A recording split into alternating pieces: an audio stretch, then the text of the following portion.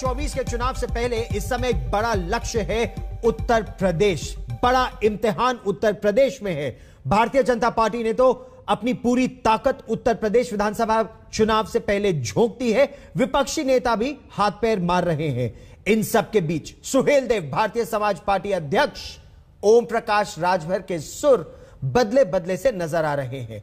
अब वो एनडीए में आने को तैयार दिख रहे हैं और इसके लिए वो पिछड़ा मुस्लिम समीकरण भुलाने को भी तैयार है। यूपी का सियासी रण सजने लगा है। सियासी दांव पेच शुरू हो गए हैं।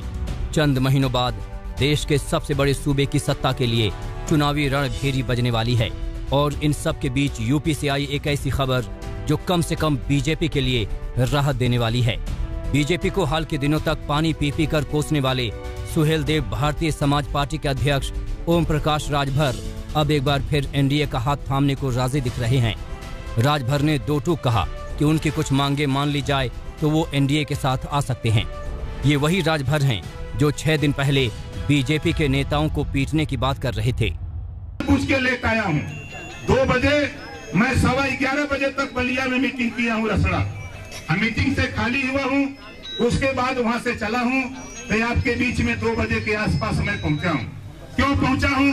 मैं चाहता हूँ कि आप लोग बताओ, भारतीय जनता पार्टी का नेता अगर गांव में दिखाई तब बोला होकर पिटाई हुई कि न हुई है? आज की जो मुलाकात है ये शिष्टाचार मुलाकात थी। इसका पॉलिटिकल कोई मतलब नहीं है। हाँ, ये चुनाव है जरूर, लोग तर्क वितर्क कर रहे हैं तो मैं तो कह भी रहा हूं, अभी कह रहा हूं, फिर कह रहा हूं कि एक समान शिक्षा अनिवार्य शिक्षा, घरेलू बिजली का बिल माफ करने के सवाल पे, सामाजिक न्याय समिति की रिपोर्ट के सवाल पे, चौथा है पिछड़ी जाति के जातिवार जनगणना के सवाल पे, अगर ये बीजेपी इन चारों को सत्ता है ये लागू कर दे। उसके बाद उत्तर प्रदेश में 22 में पिछड़ी जाति का बेटा सीएम बनाने की उसका नाम घोषणा करे कि सीएम होगा तो फिर विचार कर सकते हैं। ओम प्रकाश राजभर कल तक कई छोटे दलों को साथ लेकर बीजेपी के खिलाफ भागीदारी मोर्चा को मजबूत करने का दम भर रहे थे, लेकिन अब उन्होंने 3 शर्तों के साथ एनडीए का दामन थामने की बात कही है। राजभर का कहना है कि देश में जातीय आधार पर जनगणना हो, सामाजिक न्याय रिपोर्ट को लागू किया जाए और पिछड़े के बेटे को सीएम प्रोजेक्ट किया जाए और ऐसा होने पर वो एनडीए में आ जाएंगे। मेरी कवायद वो उधर थी, लेकिन आज की जो मुलाकात है ये शिष्टाचार मुलाकात थी। इसका पॉलिटिकल कोई मतलब नहीं है। हाँ, ये चुनाव है जरूर, लोग तर्क वितर्क कर रहे हैं तो मैं तो कह भी रहा हूं, अभी कह रहा हूं, फिर कह रहा हूं कि एक समान शिक्षा अनिवार्य शिक्षा, घरेलू बिजली का बिल माफ करने के सवाल पे, सामाजिक न्याय समिति की रिपोर्ट के सवाल पे, चौथा है पिछड़ी जाति के जातिवार जनगणना के सवाल पे, अगर ये बीजेपी इन चारों को सत्ता है ये लागू कर दे। उसके बाद उत्तर प्रदेश में 22 में पिछड़ी जाति का बेटा सीएम बनाने की उसका नाम घोषणा करे कि सीएम होगा तो फिर विचार कर सकते हैं इन सब चीजों को लागू होने के बाद। तो आप एनडीए में आ सकते हैं? आ सकते हैं, लेकिन इन सब चीजों को लेकिन ये बहुत बड़ा बयान है कि ओम प्रकाश राजभर एनडीए में जा सकते हैं। नहीं, बड़ा बयान नहीं। हम जिन गरीब कमजोर वंचित समाज की लड़ाई लड़ रहे हैं उनका लाभ अगर हो तो ओम प्रकाश राजभर कहीं भी जा सकते हैं। उनका हम हित चाहते हैं, हम अपना हित नहीं चाहते। अपना हित चाहते तो हम बीजेपी में तो मंत्री थे ही। यूपी बीजेपी के उपाध्यक्ष दयाशंकर सिंह ने राजभर को फिर से एनडीए में लाने की पहल की। उनके साथ राजभर ने जाकर यूपी बीजेपी के अध्यक्ष स्वतंत्र देव सिंह से मुलाकात की और इसके बाद उनके सुर बीजेपी को लेकर बदल गए।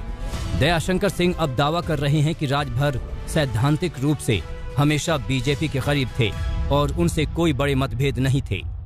माननीय ओम प्रकाश जी 2017 में जब चुनाव हुआ विधानसभा के तो हमारे साथ सहयोगी दल में थे और राजनीति में लंबे समय तक न कोई दुश्मन रह सकता है और न कोई दोस्त रह सकता है। समय और परिस्थितियों के अनुसार दोस्त और दुश्मन बनते हैं और जहां तक वैचारिक सवाल है तो माननीय ओम प्रकाश जी ने जब उज्ज्वला योजना की जब माननीय मोदी जी ने बलिया में उद्घाटन किया था उस समय उन्होंने कहा था कि जो समाज के जो दलित कमजोर वंचित लोगों के लिए आज मोदी जी काम करते हैं पूरे देश में, मैं भी अपने क्षेत्र में वही काम करता हूं। तो उस समय वो वैचारिक रूप से ही मैंने जुड़ करके हम लोग के साथ थे और आज भी मोदी जी दलितों के लिए, वंचितों के लिए, कमजोर वर्गों के लिए जो काम कर रहे हैं। ओम प्रकाश राजभर ने भागीदारी मोर्चा बनाकर पिछड़ों और मुस्लिमों का नया समीकरण बनाने की कोशिश की। इस कोशिश में उन्हें असदुद्दीन ओवैसी का साथ मिला। राजभर के मोर्चे के साथ मिलाकर ओवैसी भी यूपी में सियासी पारी शुरू करने का मंसूबा पाल बैठे थे। दोनों के बीच सियासी जुगलबंदी बनी, लेकिन कुछ दिनों के बाद अब राजभर ने ओवैसी का हाथ झटक दिया है। वो कह रहे हैं कि AIMIM कभी भागीदारी मोर्चे का हिस्सा नहीं थी। ओवैसी जी की बार बार बात कर रहे हैं, आप अब बताइए कि ओवैसी जी का कोई प्रेस वार्ता हुई थी जो मोर्चे में है? कोई हुआ था?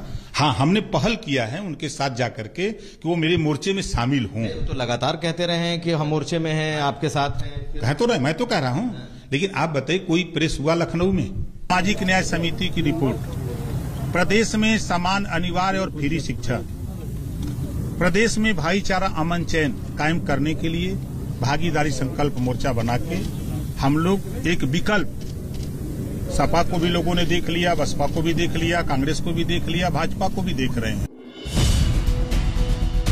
राजभर का दोबारा एनडीए की तरफ झुकाव कम से कम बीजेपी के लिए राहत की बात है, क्योंकि यूपी में राजभर समुदाय के 3% वोट हैं।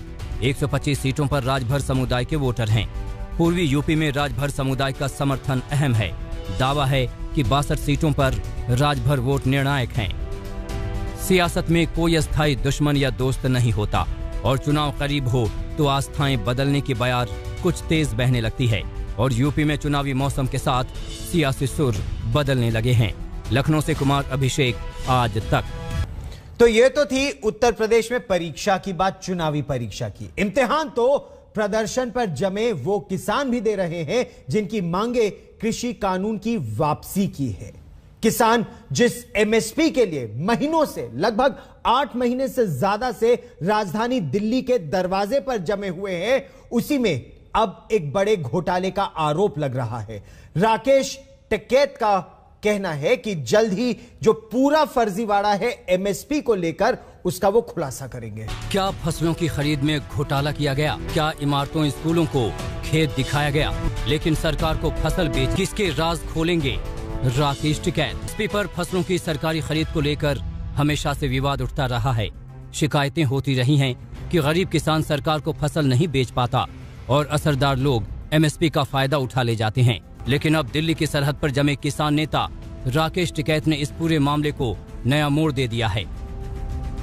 उनका तो ये कहना है कि फसलों की सरकारी खरीद में बड़ा घोटाला किया गया है।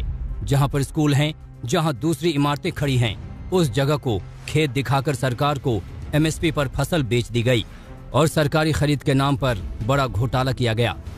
एक ही जिले का हम दस्तावेज आपको देंगे, वहाँ पे जिन जगह पे बिल्डिंग और स्कूल बने हुए हैं, उन जगह में खेती दिखाई जा रही, उसके नाम से गेहूं और धान तोले जाते हैं। वो पूरा खसरा नंबर, पूरे फोन नंबर, उन लोगों के नाम जिनके नाम 1 बीघा जमीन नहीं है, उन लोगों के नाम से फर्जी तरीके से ये हो रहा है। ये MSP है।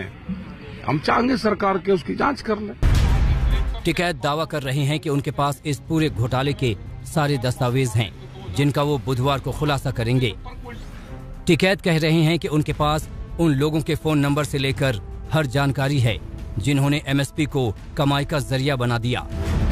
MSP पे घोटाला, गेहूं 80% फर्जी तुलता है, 20% किसान का तुलता है। धान जो जीरी होती है वो 95% फर्जी तुलती है और 5% किसान की तुलती है। हमने इकट्ठा कर लिया, पूरे दस्तावेज इकट्ठा है और यही प्रेस को के माध्यम से करेंगे और पूरा दस्तावेज आप सब लोगों को देंगे। तो अब ये भी समझ लीजिए कि MSP क्या है और कैसे इससे किसानों का भला हो सकता है। MSP सरकार द्वारा किसानों को दिया जाने वाला गारंटीड मूल्य है। ये उनकी फसल पर उपलब्ध करवाया जाता है। इससे फसलों की कीमत कम होने से किसान बेअसर रहते हैं। बाजारों में फसलों की कीमत कम या ज्यादा होने का प्रभाव किसानों पर नहीं पड़ता। इसीलिए किसान द्वारा MSP की मांग सबसे ज्यादा होती है। किसानों के हाल के पूरे आंदोलन की एक बड़ी मांग ही MSP को बनाए रखना है। हालांकि सरकार इसका वादा कर रही है, लेकिन अब किसान नेता टिकैत दावा कर रहे हैं कि MSP में घोटाला किया गया। और आइए अब बात करते हैं उस इम्तिहान की जिसे बेहद मुश्किल हालात में छात्र छात्राओं ने दिया, बच्चों ने दिया और आज उन्हें अपनी मेहनत का इनाम भी मिला। आज सीबीएसई के 10वीं के नतीजे आ गए। 99% छात्र पास हुए और इस बार भी लगभग हर बार की तरह लड़कियों ने ही बाजी मारी। सीबीएसई बोर्ड ने 10वीं के नतीजों का ऐलान किया और छात्रों का लंबा इंतजार पूरा हुआ। कोरोना काल की वजह से इस साल स्कूलों में तो सन्नाटा रहा, लेकिन इंटरनेट पर बच्चे अपने अपने नतीजे देख रहे थे। सिक्योरिटी के लिहाज से इस बार सीबीएसई रजिस्ट्रेशन में मोबाइल नंबर और ओटीपी रखा गया है। डिजिटल लॉकर में मार्कशीट को सुरक्षित किया जा सकता है। छात्रों को ईमेल के जरिए भी मार्कशीट भेजी जाएगी। कोरोना की चुनौतियों के बावजूद बच्चों ने शानदार प्रदर्शन किया है। 10वीं बोर्ड में 98.89% लड़के और 99.29% लड़कियां पास हुई, यानी इस बार फिर 0.35% से लड़कियों ने बाजी मारी है। जवाहर नवोदय विद्यालय और केंद्रीय विद्यालय के 100% बच्चे कामयाब रहे। करीब 16,000 बच्चों के नतीजे अभी नहीं आए हैं। क्षेत्रवार लिहाज से सीबीएसई के 10वीं के नतीजों में दक्षिण का बोलबाला रहा। नतीजों में सबसे ऊपर रहा त्रिवेंद्रम, 0.99 बच्चे पास हुए। इसके बाद बेंगलुरु, चेन्नई, पुणे और अजमेर का नंबर है। दिल्ली और नोएडा इस लिस्ट में 12वें 13वें नंबर पर है। एक परीक्षा इस समय टोक्यो, जापान में भी चल रही है। उसकी चर्चा सियासत से लेकर बच्चों तक के इम्तिहान के बाद अब बात खेलों का इम्तिहान उसकी। हॉकी टीम आज ओलंपिक सेमीफाइनल में हार गई, लेकिन पदक की आस अभी भी बाकी है। प्रधानमंत्री नरेंद्र मोदी ने कहा कि हार जीत तो जिंदगी का हिस्सा है। प्रधानमंत्री ने 15 अगस्त को ओलंपिक में हिस्सा लेने वाले सभी खिलाड़ियों को खास मेहमान के तौर पर लाल किले पर आमंत्रित किया है। प्रधानमंत्री सभी खिलाड़ियों से वहीं मिलेंगे। ओलंपिक्स में हमारे खिलाड़ियों का प्रदर्शन, इस बार ओलंपिक्स में भारत के अब तक के सबसे अधिक खिलाड़ियों ने क्वालिफाई किया है। याद रहे, ये 100 साल की सबसे बड़ी आपदा से जूझते हुए हमने किया है। कई तो ऐसे खेल हैं जिनमें हमने पहली बार क्वालिफाई किया है। सिर्फ क्वालिफाई नहीं किया, बल्कि कड़ी टक्कर भी दे रहे हैं। हमारे खिलाड़ी हर खेल में सर्वश्रेष्ठ प्रदर्शन कर रहे हैं। इस ओलंपिक में नए भारत का बुलंद आत्मविश्वास हर गेम में दिख रहा है। ओलंपिक में उतरे हमारे खिलाड़ी अपने से बेहतर रैंकिंग के खिलाड़ियों को, उनकी टीमों को चुनौती दे रहे हैं। भारतीय खिलाड़ियों का जोश, जुनून और जज्बा आज सर्वोच्च स्तर पर है। ये आत्मविश्वास तब आता है जब सही टैलेंट की पहचान होती है, उसको प्रोत्साहन मिलता है। ये आत्मविश्वास तब आता है जब व्यवस्थाएं बदलती हैं, ट्रांसपेरेंट होती हैं। ये नया आत्मविश्वास न्यू इंडिया की पहचान बन रहा है। ये आत्मविश्वास आज देश के कोने कोने में, हर छोटे छोटे बड़े बड़े गांव, कस्बे, गरीब मध्यम वर्ग के युवा, भारत के हर कोने में ये विश्वास आ रहा है।